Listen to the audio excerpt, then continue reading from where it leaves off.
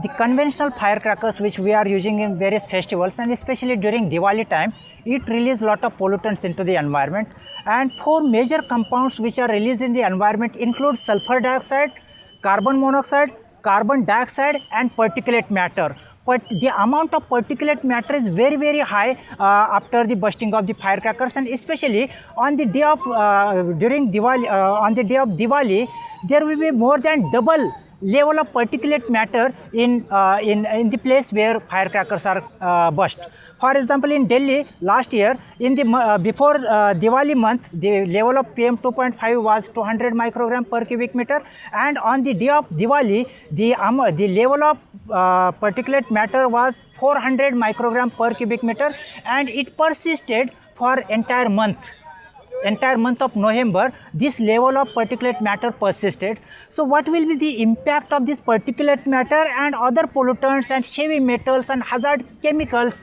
and gases which are released by these conventional firecrackers on human health? Is there really any impact on the human health? Yes. What is the impact? So many surveys are being conducted. This survey was conducted in Mumbai city, survey is conducted in Kolkata city, survey was also conducted in Delhi city, and the doctors found that there is drastic rise in the number of patients having problems with the respiratory system. For example, asthma and chronic obstructive pulmonary disease, the number of these patients drastically rose after Diwali. And how much is the rise in the patients in Gurgaon?